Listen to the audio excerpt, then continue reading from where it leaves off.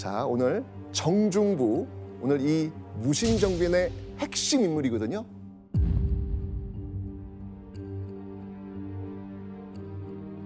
자, 저는요, 이 정중부에 대한 이 기록을 우리 예원 씨가 읽어주실 텐데, 그때 우리 시청자분들이 지금 누구를 떠올리셔야 되냐면 우리 동현 씨를 좀 떠올리시면서 매칭을 한번 시켜보면 어떨까라는 생각이 듭니다. 예, 무신 정중부. 왔어요. 지금 들어왔어요. 들어왔어요. 오, 왔어. 지금이에요. 자, 그럼 한번 지금 읽어야 돼요. 지금이죠, 지금. 타이밍 지금. 없어요. 자, 그의 용모가 웅장하고 뛰어나며 오! 눈동자가 네모났고 이마가 넓었다. 살결이 희고 수염이 아름다웠으며 신장이 7척이나 되어 그를 바라보는 것이 두려울 정도였다. 오, 두려워, 두려워. 비슷하잖아요. 그죠? 오, 우와. 두려워. 오, 두려워요. 두려워.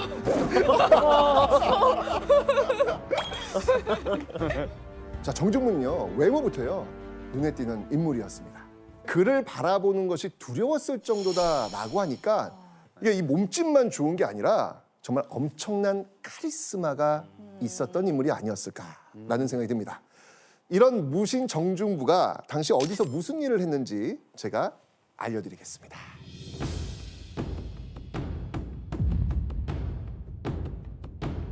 이끌 견, 용, 룡, 즉 용을 이끄는 군대. 용은 곧 뭘 상징하죠? 왕. 왕을 상징하잖아요. 그렇죠. 바로 왕, 이 왕을 호위하는 군대라는 의미죠. 그러니까 결령군은요, 그러니까 지금으로 본다면 청와대 경호실 이런 어떤 존재라고 볼 수 있겠습니다. 정중부가요, 바로 이 결령군의 장교였습니다. 이야. 자, 그런데요, 1144년 음력 섣달 금운밤, 38세 정중부의 인생을 송두리째 바꿔버린 사건이 일어납니다. 정중부가 이를 바드득 걸면서 평생을 두고두고 기억할 아주 추억적인 사건이었습니다. 왜?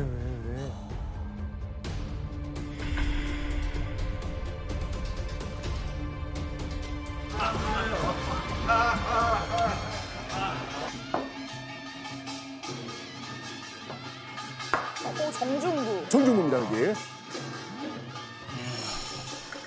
오, 취했어. 오호, 취했어, 진짜.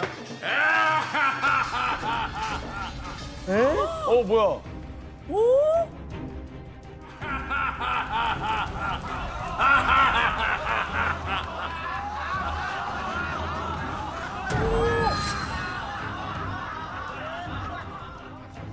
아니, 수염을. 무슨 일일까요? 아니, 이놈, 너무 기분 나쁘죠. 지금 눈에 지금 불을 켜고 있는 상황이에요.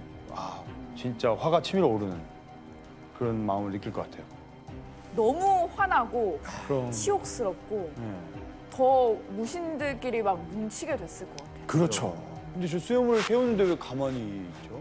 아 근데 알아도 지금 분위기 보니까 다들 하고 있는 거 보니까 정색하면 아우 저 속 좁아가지고 이렇게 될 것 같은 분위기인 것 같아요. 근데 저 이렇게 태운 사람이 뭐 계급으로 치면 어떤 계급이길래 저렇게? 일단 지금 옷부터 다르지 그죠 않습니까? 달라요. 이건 어떤 옷인가요? 누가 입으신 옷? 뭐 무신들이 입겠고, 바보. 아까 초들고 온 사람은 문신. 문신. 맞습니다. 이게 어떤 상황이냐면 섣달 금운밤, 이 한 해를 보내고 새해를 맞이하면서 왕이 연회를 베푸는 그런 상황이었습니다.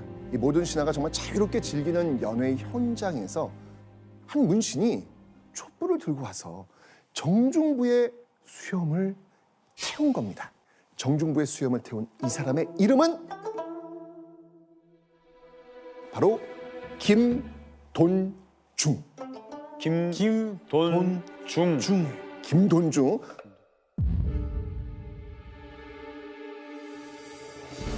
자, 역사서에도 기록될 정도로 정말 아름다운 정중부의 수염. 그런데 그 수염을 태워버린 김돈중은요, 어허. 이제 막 과거에 급제한 정말 새파란 새내기 문신이었습니다. 무례하다, 무례. 네. 그죠? 화가 뽀록 났을 거 아니에요. 그런데요, 이 모든 것을 지켜보고 있던 왕이 수염을 태운 김돈중이 아니라 오히려 수염이 불태워진 정중부에게 벌을 주려고 합니다.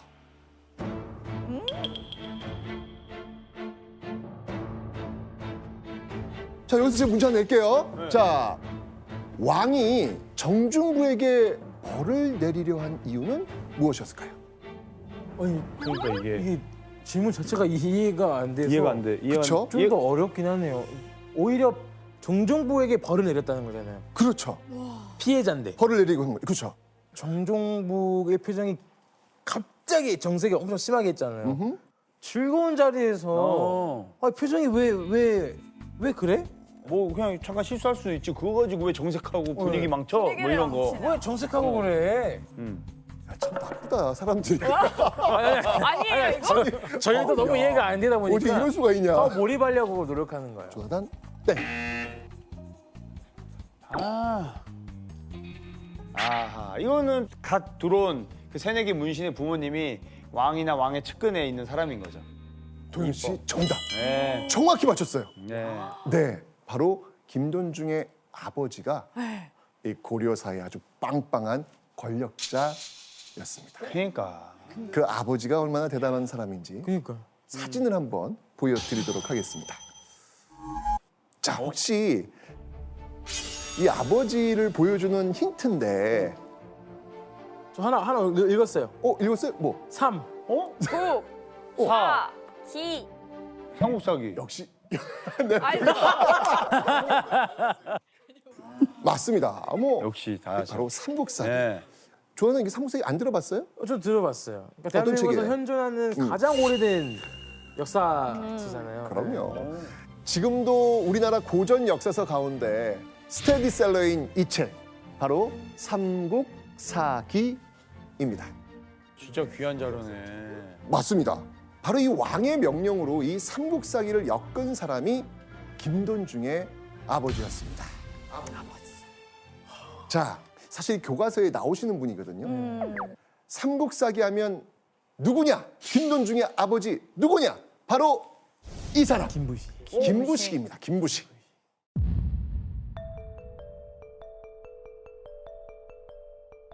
당시 이 김부식은요, 지금의 국무총리와 같은 고려 문신 중 최고위직 문화시중이었습니다. 아까 그 품계에서 그 관리로서 가장 높은 곳에 올라갈 수 있는 종1품에 해당하는 문화시중이었습니다. 그러니까 문신 중 최고 권력자다, 이렇게 볼 수 있는 것이죠. 자, 그렇다면 이 김부식의 아들 김돈중은 어떤 직책을 가지고 있었을까요? 바로 내시입니다. 4시예요? 내시. 천하 그 넷이. 자, 이 김돈중은요, 과거에 2등으로 합격했는데 왕이 김부식의 아들이라고 1등으로 올리고요, 곧장 내시로 임명했습니다. 수염이 태워진 이 정중부, 이 얼마나 이 정중부가 열이 받았겠어요. 그러니까 정중부는요, 내 이놈 그 다음 액션이 뭐냐면 이거예요. 내 이놈 하고 김돈중의 주먹을 휘두릅니다.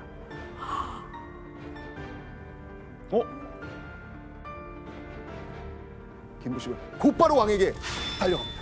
그리고는 아들인 김돈중의 잘못 뭐 이런 건 머릿속에 없습니다. 오로지 김돈중을 때린 정중부 엄벌해 주십시오 라고 요청을 합니다. 근데 왕이 지금 김부식의 이 요청을 듣게 되니까 김부식 위치가 있잖아요. 이걸 무시할 수가 없는 거예요. 왕은요, 일단 김부식한테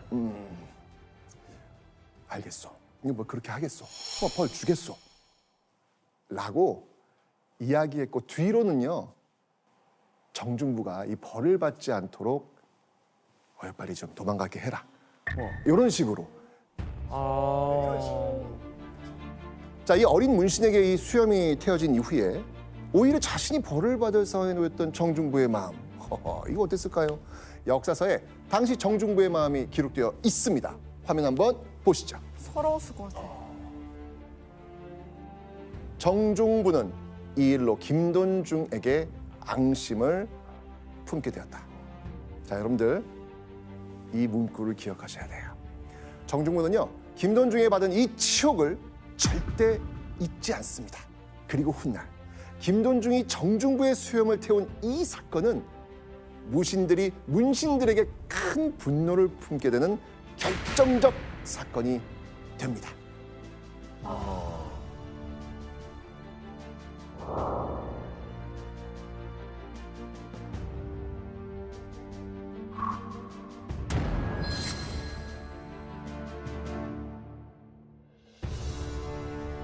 자, 이 수염 사건이 있었을 때 당시 고려의 왕이 누구였냐면요, 인종이었습니다. 인종. 그가 죽고 나서 그의 아들 의종이 새롭게 왕이 됩니다. 그런데 이 의종이 바로 무신의 불만을 폭발시키는 결정적 계기를 만듭니다. 자, 과연 인종의 아들 그 의종, 이 의종과 무신들 사이엔 어떤 일이 있었을까요?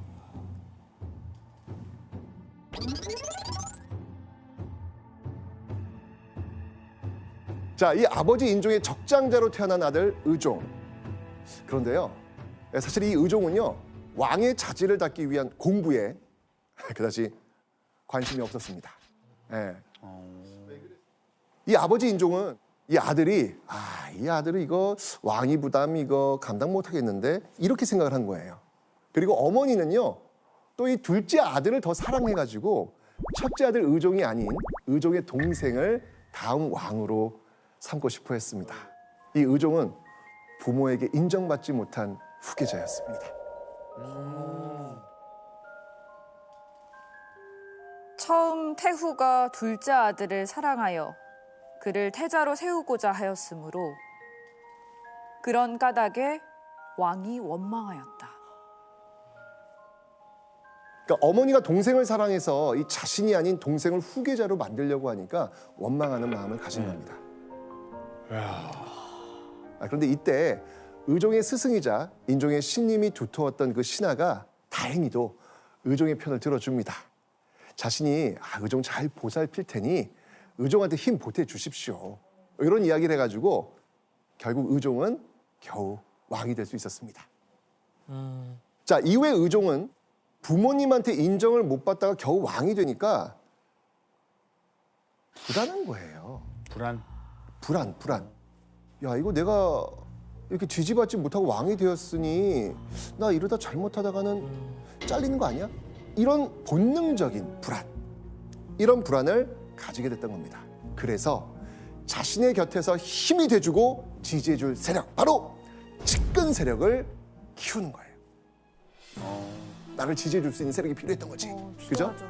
자, 그 첫 번째 측근 세력, 용을 모시고 다니는 누구? 변용. 용군. 이야, 좋습니다. 바로 왕의 친위군 결령군입니다. 자, 의종은요, 잦은 훈련을 통해서 이 결령군을 강한 부대로 만들었고요, 친위군의 세력을 키워서 왕권을 강화를 했던 겁니다. 자, 다음 두 번째는요, 바로 환관과 내시.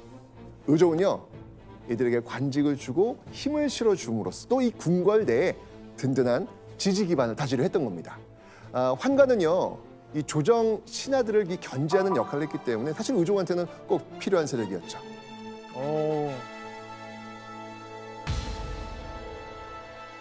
자, 의종은요, 자신을 중심으로 더 많은 측근 세력, 그리고 더 단단한 결속을 원했던 겁니다. 이때 의종이 쓴 방법이 있어요. 이들 결령군, 환관내시, 우리는 원팀, 이걸 하기 위해서 썼던 방법, 바로 연회를 연 겁니다. 의종 후반대 기록을 보면요, 정말 이 연회에 대한 기록이 많아요. 측근 세력이 된 이 문신, 환관, 내시와 이 함께했던 왕의 연회, 얼마나 크고 화려했는지 그 기록 한번 보시겠습니다. 배를 띄워 취하도록 즐기며 밤새도록 끝나지 않았다. 다음 날 여러 신하가 모두 크게 취하여 모자에 꽃을 잔뜩 꽂은 채 술에 거꾸로 실려 나왔다. 이거는 거의 고주망태 아닌가요? 그러니까요. 이 평소에도요, 배에서 밤낮을 가리지 않고 시짓고 술 마셨다고 합니다. 연애는 밤새 이어졌고요, 다음날 오후에야 끝난 적도 있었다고 합니다. 교수님, 이 의종이 연애를 이렇게 자주 했던 이유 있지 않습니까? 의종은 신하들을 모아서 연애를 벌이고 때때로는 선물도 주고 그런 관계를 통해서 관료 사회를 장악하고 싶었던 겁니다. 왕권이 지금 약간 위축돼 있는 상황이기 때문에 왕권을 강화하기 위한 방법으로 이른바 흔히 연회 정치라고 하는데요. 근데 이제 문제는 이게 잘 되면 좋은데 반대하는 신료들도 있었습니다. 당연하겠죠. 그렇죠. 왜냐하면 조정의 신료들은 기본적으로 왕하고 신하들이 함께 국정을 논의하고 또 거기서 합의되는 것으로 정치를 이끌어가는 그것을 하고 싶은데 왕이 저렇게 연회에 빠져 있으면은 당연히 그런 정치를 등한시하게 되겠죠.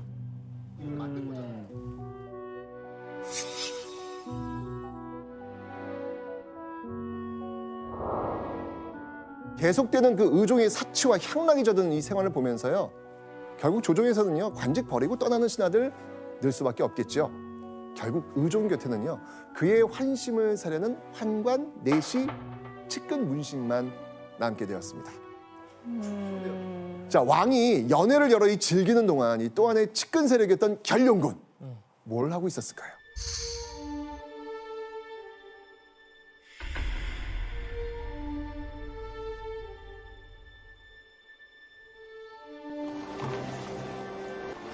자, 또 연회 갑니다. 멀리도 가네요. 아이고야. 아.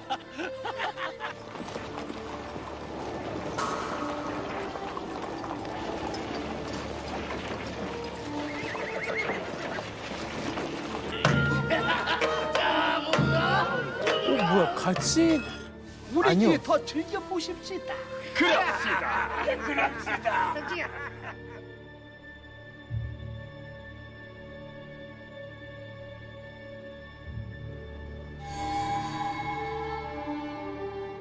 자, 이 왕의 호위 임무를 수행했던 결룡군은 물론이고요. 상장군과 대장군처럼 이 고위 무신도 호위를 서야 되기 때문에 연회에 참여할 수 없었습니다. 여름에는 뙤약볕 아래에서 또 겨울엔 추위에 벌벌 떨면서 경비를 서야 했던 것이죠. 아이고. 이 게다가 이 연회를 좋아하는 왕은요. 경치 좋은 곳에 연회를 위한 정자, 연못 많이 만듭니다. 근데 이때 동원되는 인력 누군지 아세요? 무신? 맞습니다. 와. 백성들도 있었지만요. 여기에 군인들도. 어유 나라 지켜야 되는데. 너무해요. 자, 이 공사에는요. 군인이 동원됐는데 중미정이란 정자를 지을 때 정말 가슴 아픈 일이 있었습니다. 자, 이 공사에 동원된 군인들에게는요. 식사가 주어지지 않습니다. 그러니까 알아서 가져와야 되는 거예요. 그래서 다들 개인적으로 도시락을 지참해서 왔는데 당시 한 군인이 너무 가난해가지고 도시락을 챙겨오지 못한 거예요. 그래서 다른 동료들이 이렇게 보니까 마음 아프잖아요. 네. 그래서 다른 군인들이 밥을 이렇게 한 숟갈씩 모아줘서 겨우 그 줄인 배를 채웠습니다. 그런데 어느 날 이 군인의 아내가 일터를 찾아왔네.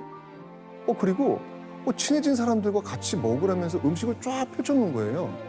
아니, 집이 너무 가난해서 이런 음식 이걸 장만할 수 없는데 아니 어떻게 이 아내가 이런 걸 준비했지? 오. 그러면서 버럭 화를 내면서 아내를 추궁합니다. 집이 가난한데 어떻게 음식을 마련했어?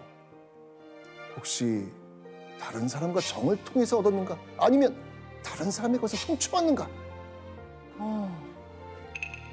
아내는요, 이 남편의 말을 듣고 말없이 머리에 쓰고 있던 수건을 벗습니다.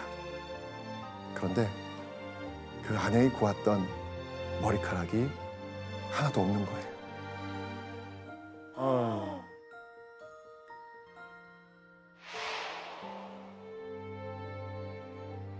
이거 보세요, 지금. 첫 번째 기억나십니까? 첫 번째 수염 사건. 두 번째 머리카락. 정말 너무 부당한 일들이 지금 막 벌어지고 있는 거예요. 네. 그런데요, 1167년 바로 이런 무신들의 불만이 더욱더 쌓이게 되는 정말 부당한 일이 발생합니다.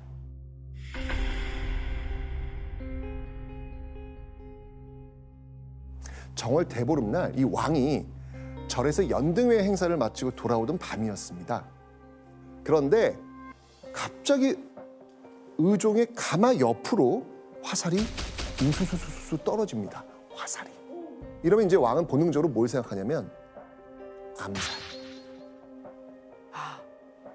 당연히 불안해졌겠죠. 그래서 왕은요 급히 궁궐로 돌아간 이후에 이렇게 나한테 화살을 쏘았던 또는 나를 죽이려고 했던 이 범인들 잡으라! 라고 해서 방을 다 붙입니다.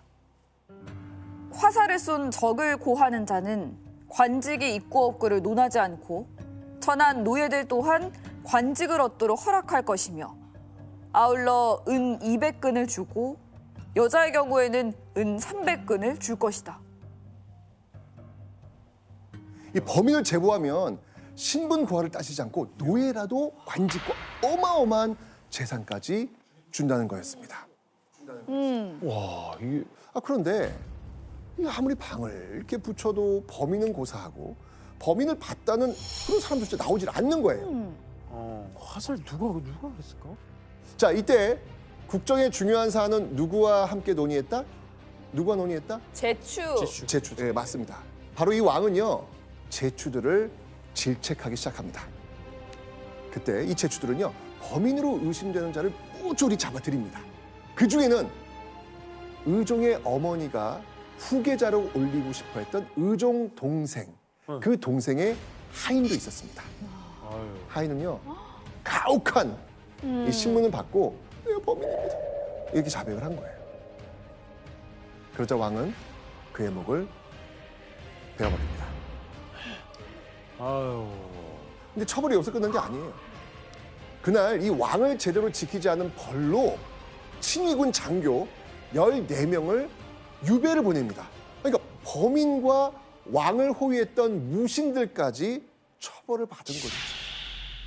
아휴, 너무 힘들었겠다 그 시기에 진짜. 자, 근데 문제는요. 이 사건의 진짜 범인은 그 노비가 아니에요. 따로 있습니다. 누구예요? 범인은 바로 좌승선입니다. 좌승선? 좌승선입니다. 자, 설명드릴게요. 연등 행사를 마치고 돌아오던 날이었습니다. 당시 고려에는요, 좌승선이라는 왕의 비서 직책이 있었는데 이 좌승선이 이 왕의 가마에 딱 붙어가지고 따라가고 있었습니다. 그런데 이 좌승선이 탄 말이 이게 조금 이렇게 훈련이 덜 된 말이었나 봐요. 갑자기 징하고 북소리가 울리니까 좌승선이 탄 말이 깜짝 놀란 거예요. 오이 뭐 있잖아요. 끼 하잖아요. 날뛰게 되었고 말을 탄 다른 군사와 부딪히게 됩니다. 그리고 그 순간 그 군사의 화살통에서 화살이 쏟아져 버린 거예요. 바로 그 왕이 가마 앞으로. 자, 근데 그걸 본 왕이 이건 암살. 이건 나를 죽이려고 했던 거. 이거 습격 사건이야. 이렇게 생각을 하고 급히 궁으로 돌아간 겁니다. 뭔 일이야? 그러니까 이게 좌승선이 이거 내 실수인데 그러니까요. 말해야죠. 말할 틈도 없이 그냥 일이 터져버린 거예요. 말해야지. 결국 억울한 사람이 범인의 누명을 쓴 채 목숨을 잃었고 경호하고 있던 친위군 장교들 역시 억울하게 유배를 간 겁니다. 자, 그렇다면 진실을 감춘 채 남에게 죄를 덮어씌우고 이를 이렇게 키워버린 좌승선, 이 좌승선이 누구일까요? 그 좌승선이 네. 김돈중이었어요. 바로 이 정중부의 수염을 태웠던 김무식의 아들 김돈중이었습니다. 와, 문제가 야, 이 많은 친구가 진짜 인물이네요. 문제가 많네요. 하필 또 왜 거기가 있대? 교수님, 그럼 무신들도 김돈중 때문에 이 사건이 벌어졌다는 걸 알고 있었어요? 당시 기록을 보면은 이 사건의 범인이 김돈중이다. 그리고 이 사건은 정말 김돈중이 의도해서 된 것이 아니고 굉장히 우연히 발생한 사건이다라고 기록을 하고 있습니다. 근데 사건이 발생한 당시에 주변에 있던 무신들이 이 김돈중이 범인이라는 사실을 알고 있었느냐? 그것은 기록이 없어요. 그래서 정확하게 모르는 겁니다. 그런 상황에서 결과적으로 친위군 장교들만 유배를 가게 됐잖아요. 그렇죠. 그러니까 얼마나 분노했을지 충분히 짐작할 수 있는 일입니다. 아유. 자, 연등 행사를 하고 돌아오는 길에 벌어진 이 화살 사건. 자, 이 이후에 의종의 연애는요, 계속해서 이어집니다. 결국 무신들의 분노는 더는 참지 못할 지경에 이릅니다. 자, 이 소외당한 서러움과 멸시로 차곡차곡 쌓인 분노.